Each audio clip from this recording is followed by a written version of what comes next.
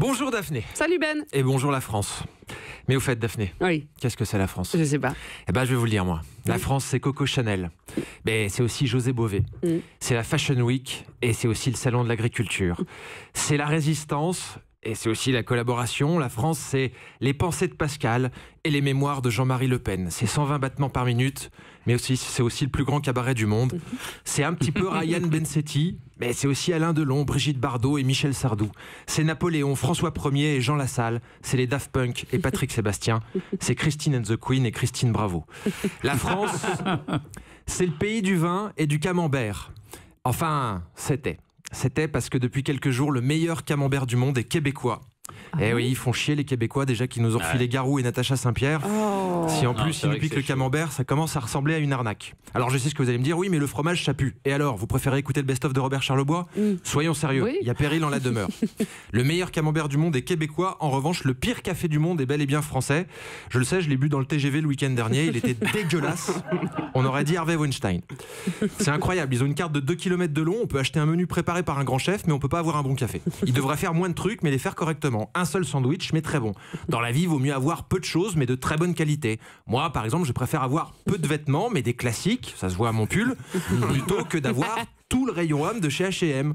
Je préfère avoir qu'une seule Weston plutôt qu'une paire de André, voilà. Oui, j'ai pris le train parce que j'ai joué à Bordeaux ce week-end et c'était complet, mais c'est pas le sujet.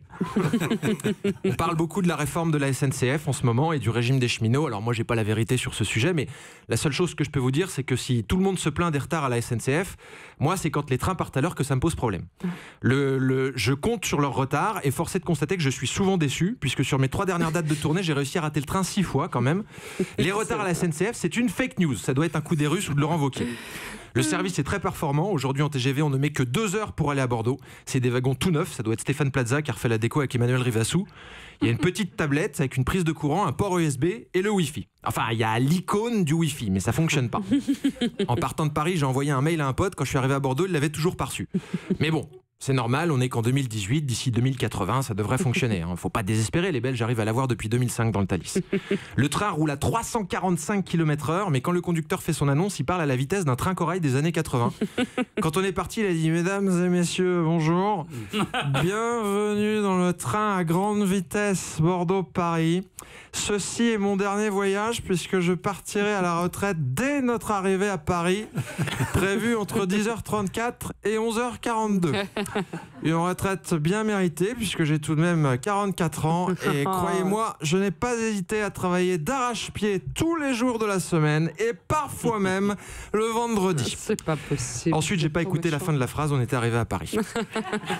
Mais j'ai lu qu'en 2025, on pourra peut-être mettre 15 minutes pour faire Paris-Toulouse et qu'on pourra peut-être même avoir accès à Internet. Mais je sais pas, j'ai du mal à y croire.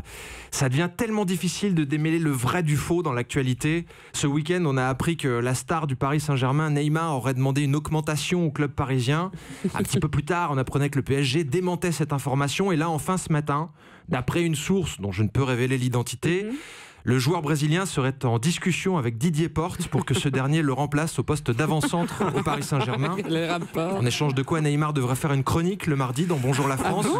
Attention, c'est une nouvelle qui reste à prendre avec des pincettes évidemment, mais qui inquiète énormément car si personne n'est pressé d'entendre les billets d'humeur du Brésilien, rares sont les supporters du PSG qui sont prêts à payer 150 € pour voir Didier en short. Parmi les joueurs parisiens, très peu s'expriment sur le sujet, ça en dit long sur l'ambiance qui pèse sur cette affaire. Seul Edison Cavani a déclaré être disposé à partager le vestiaire et ravi de prendre sa douche avec un homme qui a la réputation de ne pas avoir sa langue dans sa poche. Alors évidemment, je sais que Didier nous écoute et je lui demande de venir s'expliquer car personne n'ose imaginer que lui, l'homme de gauche, puisse accepter pour quelques millions de jouer sur l'aile droite. Merci beaucoup, Ben.